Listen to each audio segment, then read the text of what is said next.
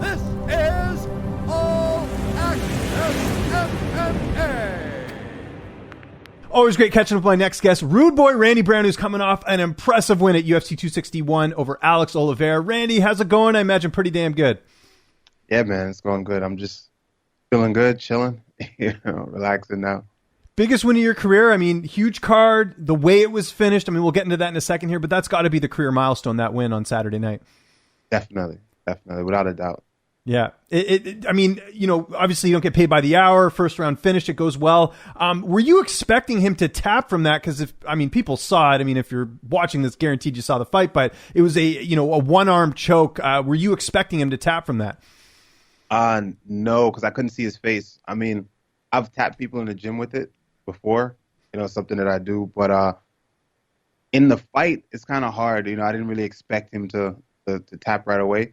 But it was a lot of force. I was cranking that thing before I even added the other arm. So I couldn't see his face, so I didn't know. I was just going until the ref pulled me off. How much did the crowd pump you up? I mean, it was noticeable. It's funny because I was watching, I remember saying, oh, the crowd's going to be back, whatever. And it's one of those things where I think over the last couple of months, you didn't really notice the crowd not being there. But when it was on, I think it made that card so much better. How much did that impact you in the fight? It was huge, bro. It was huge. I feel like I take the crowd for granted sometimes. I'm not going to lie. Mm-hmm. Not having it and then going back to having fans in there, it makes the fight so much better. It makes the intensity so much more. It gives you a little bit more adrenaline, and I feel like you fight better. It definitely puts an extra battery in my back. That's for sure. How did you feel in there? I mean, you really looked from the opening bell like just a man on a mission. Looked like you wanted to go out there and take care of business. You usually do, but I just felt like, just your presence, your overall fight game in that matchup, you just seemed on point in every level. Is that how you were feeling in there? Absolutely. I felt like everything came together. My weight cut was perfect this time. Everything was just clean. Everything was clean leading up to the fight. Camp was great, and I was able to just execute. And we talked about this pre-fight. This was the opponent you wanted, right? Like you guys were supposed to fight before. They rescheduled the fight. Are you happy? I mean, I'm assuming you are, that it all kind of worked out this way where you did get to have him as the opponent because, in my opinion, best performance of your career. Yeah, for sure. Definitely glad I was able to keep the matchup. I knew that he's a tough guy, and it would make for fireworks, just our styles. We're both big and rangy. We bounce around a lot, so I figured we'd take up a lot of space and it'll be a bar burner. But once I dropped him, I just didn't let him off the hook, so we didn't get a chance to get into all of that. But the matchup was perfect. Did you expect to finish the fight that early? Well, I did expect to finish. I didn't. Yes. It didn't matter when, but I knew I was going to finish him. Right. And do you feel like this is kind of a statement win? We've been talking about, we've been doing interviews for a while. Like I mentioned, the magnitude of this win, not only being on UFC 261, but the way you finish. Do you think that's the type of win that kind of reminds the rest of the welterweights, look, I'm here, I'm not going anywhere, don't care what you guys think? Like, is that how you felt after the fight? 1,000%. 1,000%. Definitely was a statement to let people know that, hey, maybe you've seen me stumble a few times, and like I always say, I'm learning on the job and I'm figuring it out. And like, I'm here and I'm dangerous. So if you look past me if you want. Yeah, that was awesome. Be mistaken.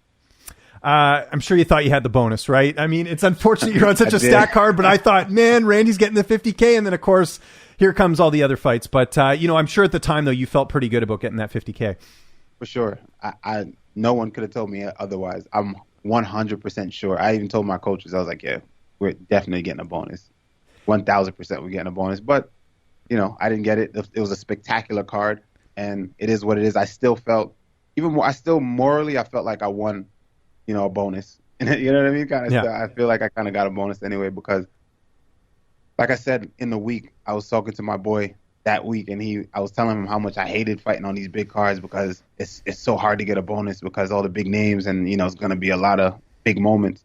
And, he was telling me like that was the wrong attitude to have, and then I was like, you're right. And it kind of just clicked, and I was like, you know what, I do want to be on these big cards, and I do want this, because if I could stand out here, then I'm doing something. If I could stand out here amongst all these giants, then I'm doing something, I'm saying something, that's a big statement. So I think I did that. Even though I didn't get the bonus, I think I still stood out amongst giants. So I know you don't care too much about this stuff, but I imagine the social media following must have been boosted from that win because I saw that highlight everywhere after Saturday night. Yeah, it's pretty crazy. Yeah. It's crazy. Like I jumped up a lot, so that was cool. That was cool to see. I'm getting a lot of messages and a lot of love. And kind of on that same note, have you spoken to the UFC? I mean, you didn't get the bonus. I'm sure they'll give you something because that was a really impressive performance, especially with how you finished the fight. I haven't spoken to them yet. I mean, I was on Twitch. You know, I had everyone go to my Twitch. You know, I shouted it out. So I had I did an interview with Jens Pulver on the UFC's Twitch last night, and you know, I got a lot of love from the Twitch fans over there, and my Twitch grew a lot, and everybody's just showing love. You know, and it's cool. So. Good for you, man. That's awesome. I know this is kind of a fresh win. You know, we're a couple days removed. When are you looking to get back in there? What's sort of the ideal timeline for you? July, August. I'm in no rush. You know, I still got things to work on. There's things that I feel that my next opponent is going to try to capitalize on, but I'm going to have that fixed up. I thought I had it fixed up for this one, you know, but there's some other small things I got to tweak, and then we're going to work that out, and then I'll be right back. Any opponents in mind that come to mind as far as a next fight for you? Nick Diaz. That's like, why not shoot for the start? Right? Listen, he's coming back. He was in the building. Why not go for that? You know, people are like, "Oh, why even bother?" But you never know, right? So you know what it is. I seen him backstage, and I know I'm not going to get the fight, but I mean, he's going to fight one of the top guys. But still, I figured I'd tell the story. I seen him backstage, mean mugging. You know, and I'm like, bro, like. What is all of that? I mean, I saw him as Nick Diaz. I'm like, bro, you're Nick Diaz. You know what I'm saying? Like, you're a big star. I'm standing online to do the weigh-ins, and the dude is like, he's walking by just staring at me, like mean mugging me. And I'm like, why you mean mugging me, bro? Like, so I'm looking back at him, and he's looking at me, you know, and he's just staring at me walking by. So I'm like, bro, like, where do you think you're at? You know what I'm saying? Where do you think you're at? We're at all right, you're from Stockton, bro. That's not the only hood, bro. Relax. Like, calm down. You know what I mean? That was just weird to me. I was a fan. I'm not a fan anymore. I didn't like that. That's crazy. You of all people too. Like, I guess because you're a welterweight. Like, what would be the reason? I don't know what that was. That was weird. That was weird to me. So, you know, it is what it is. I'm like, bro. One, I feel like he's punch drunk, and I don't know, bro. Like, you can't take a punch anymore. I feel like he's older. I didn't even want to see him come back because I felt like he's gonna get hurt. So now, do what you want. You're a grown man, and if I get the matchup, I'll do it to you. Yeah, there you go. Yeah, we'll see what happens there. And what was it like to be a part of it? I mean, I was talking to someone about this the other day. That's one of the best cards of all time, just in terms of the craziness that happened. 2 injuries back to back, which I don't think you'll ever see that happen again. Jimmy Crute and then Weidman, and then you had all those finishes, you know, in the title fights. Like, what was it like to be a part of that card? That was cool, man. That was cool. It was not the leg injuries, but you know. No, cool. of course, yeah. Speedy recovery to Weidman. I don't know if you saw the images. Sure. Hopefully everything works out. Sure. It was just cool being in the crowd and being a part of it and just being backstage and everything, knowing that, hey, this is a historical event, first time ever, first event with crowds back. It felt really good. The atmosphere was really good. Walking out to the crowd and seeing all the lights and everybody in the arena, that was a huge moment for me, and that's kind of like imprinted in my mind right now. Like, I can see that, and I'm gonna be seeing that for a while. I really enjoyed that. Like I said, I took crowds for granted, and never again. I really, truly enjoy that, and I'm gonna remember that this night forever. But you know, as far as the leg injuries, that was insane because there's only been 3 in the history of the UFC, right? I think there's 3. So Anderson Silva, Weidman, Corey Hill was the other one. Corey Hill, yep. Yeah. And Weidman has been involved in 2 of them, 2 out of the 3, which is insane to me, man. And I'm looking at that, and in my mind, I'm not really one like with the whole spiritual stuff and all that, but I think that was highly spiritual, man. That was insane. That was insane, man. Like, how are you involved in 2 of them? Just the odds of that happening, you'd have a better odd getting struck by lightning. You know, like, it's crazy that took place. So I was doing a live stream that night while the fights were going on. My reaction to that was like, oh man, he got reversed Anderson Silva. Like, that's literally what I said, because it was like, what are the odds this happens to Weidman of all people? It was crazy. And I didn't mean that in a disrespectful way. I'm just like, what are the odds, you know? For sure. That the odds are pretty much none. You know, none. And I know.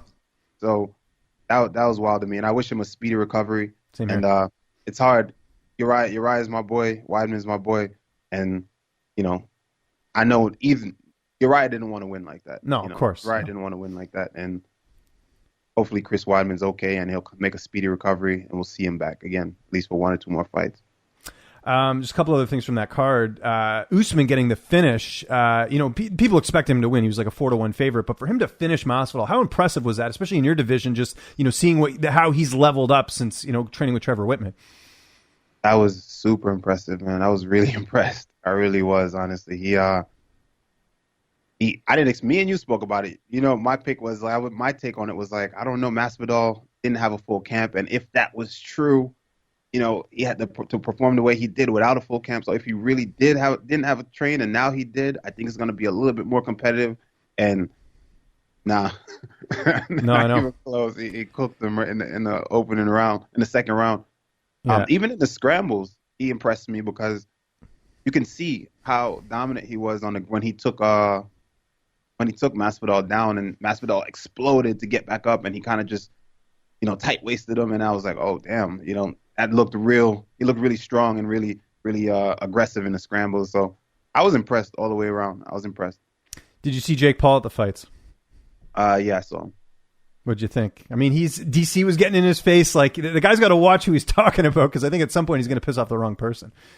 Yeah, that's true. Some people will touch you. You know, Yeah, for not sure. everybody's for the face-to-face rah-rah. Some people will really touch you. So, I don't know, man. I don't know what to think about him. Yeah. If he wants to fight me, I'm with it. There you go. Exactly. Get your call-outs done in this interview. Did you see Colby Covington? Because I know he was front row or whatever. I guess, you know, obviously because he wants to fight Usman next. I already left. I didn't see Oh, him. you didn't? Okay. Yeah, I was curious about that. What's the plan for the rest of the week? I'm sure lots of video games. What do you got on the docket? I'm sure you're going to take some time off. Well-deserved time off, by the way, too. Actually, nah, man. I'm actually back in the gym today. Are you really? Okay. Yeah, I'm back in the gym today. And that's it. You know, I'm just kind of build upon the base of, you know, cardio and stuff that I built. Just get ready for the next one and try to fix some things, you know, that we saw early on in the fight, things that were supposed to be fixed before. So just get back to grinding on that. Randy, thanks for the time, man. What a win that was. UFC 261. Anyone you want to thank? Any sponsors? Any social media you want to plug? I'll give you the last word. Now I'm going to plug the Twitch, man. Come to Twitch. Touch your goal at 7-0.